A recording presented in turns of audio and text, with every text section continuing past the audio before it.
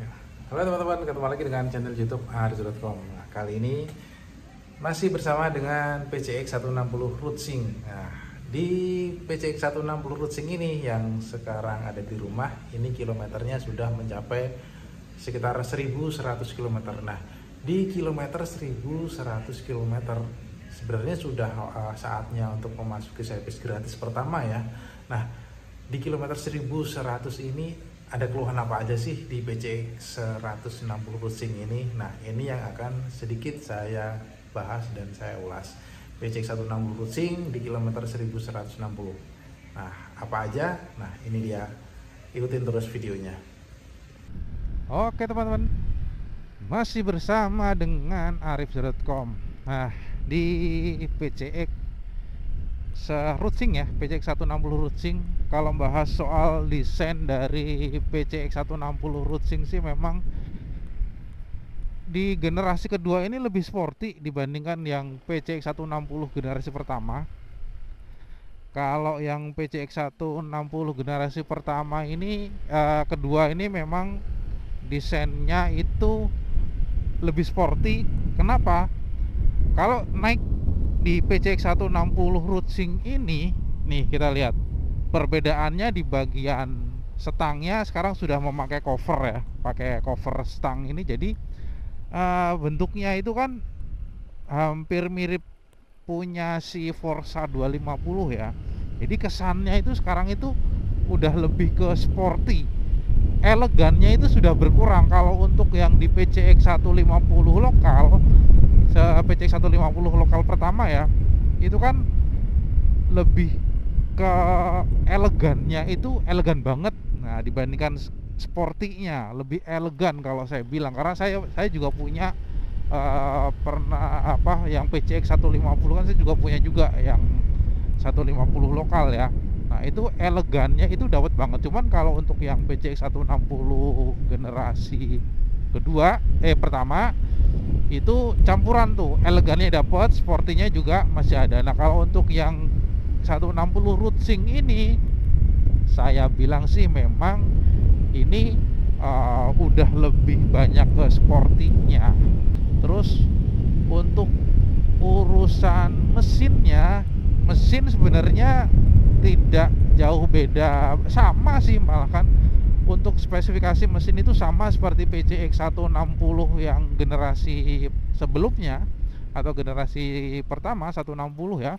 Nah, spesifikasi mesin sama, cuman oleh AHM untuk yang PCX Rootsing ini mapping ECU-nya itu yang beda. Jadi dirubah di bagian mapping ECU-nya. Jadi kalau sekarang meskipun hanya dirubah mapping ECU-nya, tarikannya ini saya bilang lebih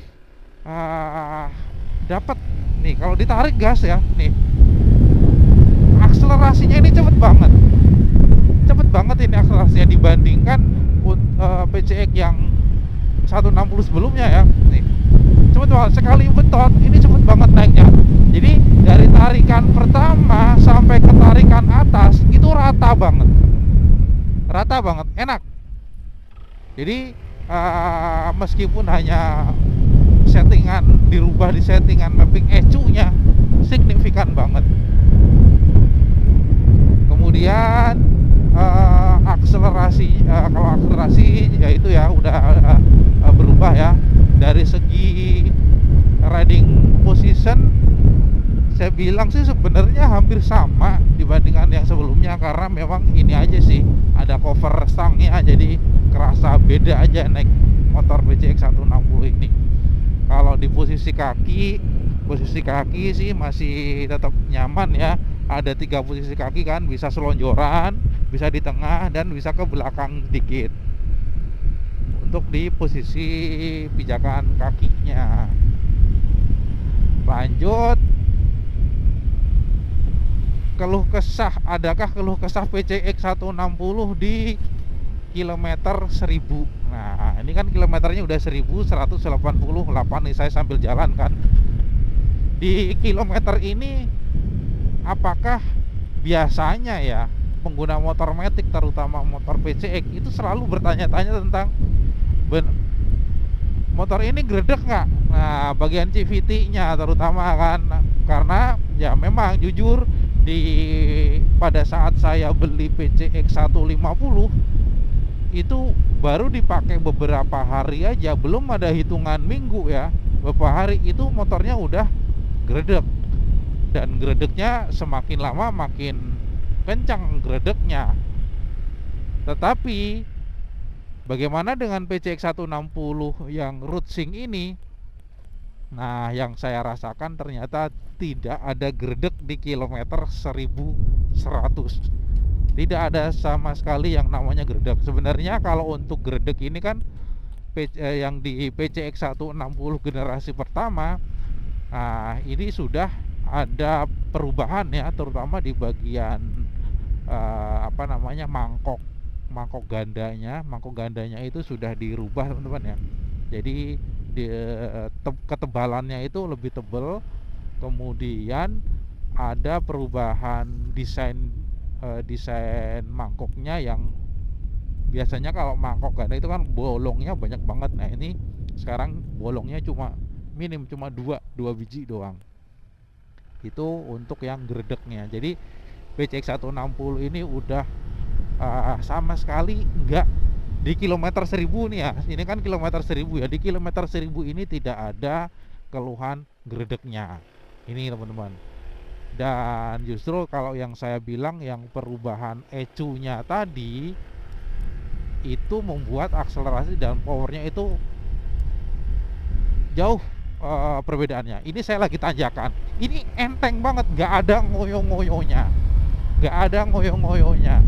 Nih, enteng banget nih teman-teman. Tuh. Ini tanjakan ya, tanjakannya lumayan. Ini sama sekali nggak ada ngoyo-ngoyonya. Dan biasa aja nih. Biasa aja tuh tarikannya. Nih, tanjakan kayak gini biasa aja.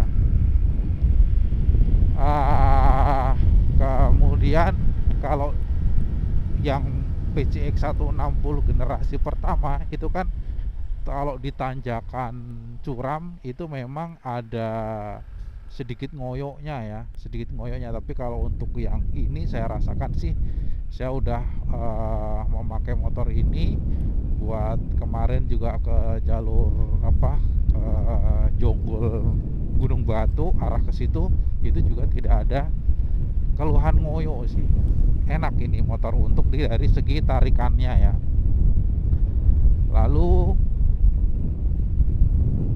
di pemakaian 1000 km ini apalagi yang dikeluhkan. Nah, yang menarik untuk yang di PCX 160 ini ya, ini kan yang rootsync ini kan versi ABS. Nah, ketika melewati seperti ini nih, ini kan speed bump ya.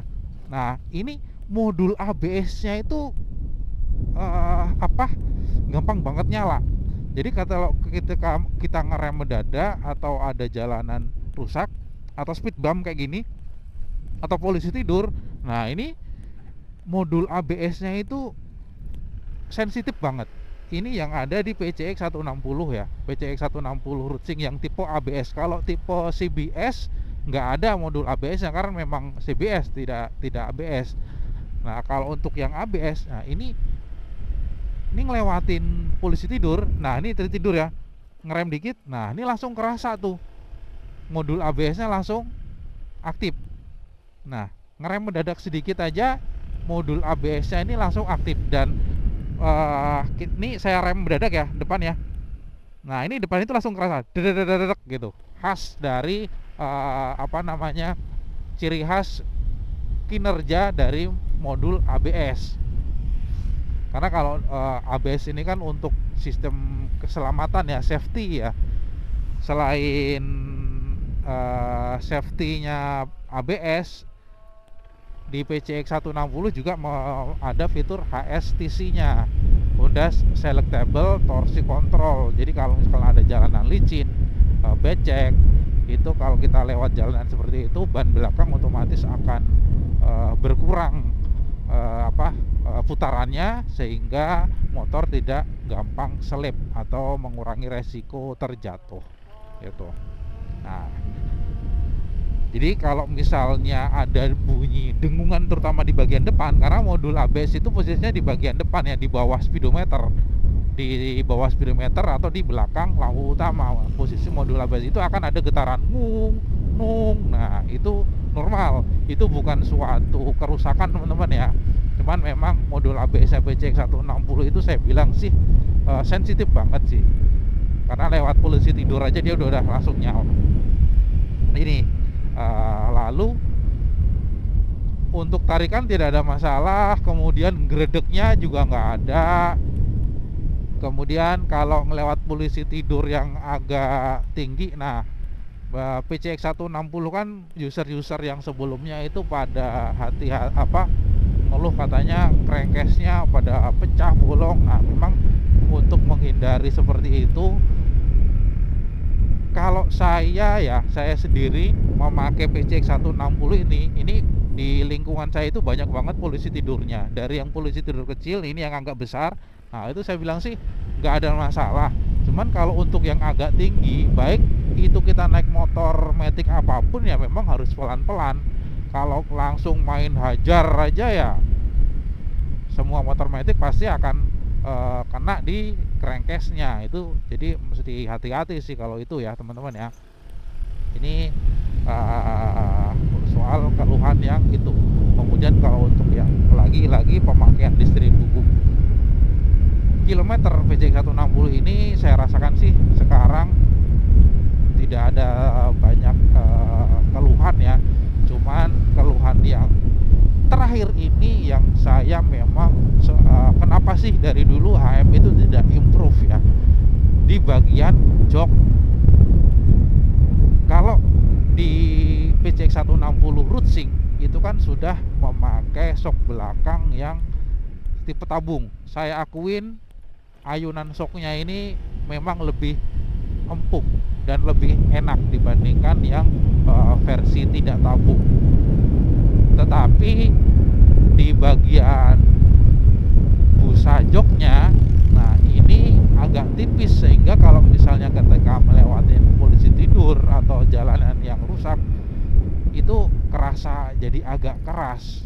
Padahal ayunan shockbreakernya sih empuk, cuman karena busanya itu yang kerasa agak keras, jadi kurang nyaman gitu. Jadi sebenarnya joknya udah lebar, desain dari busa joknya itu juga udah baru lagi.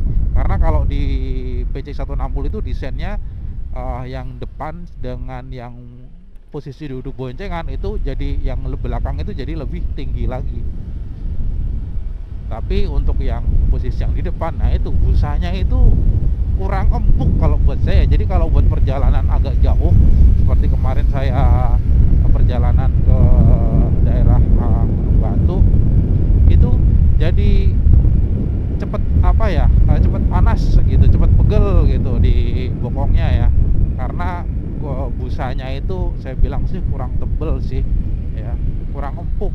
Sebenarnya ya itu sih jadi salah satu resiko ya, bagasi luas tapi dengan catatan busanya jadi dikecilin, ditipisin. Nah itu salah satu resikonya ya.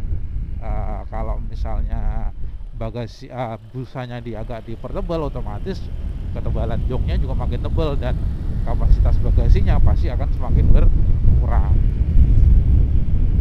Itu sebenarnya keluhan yang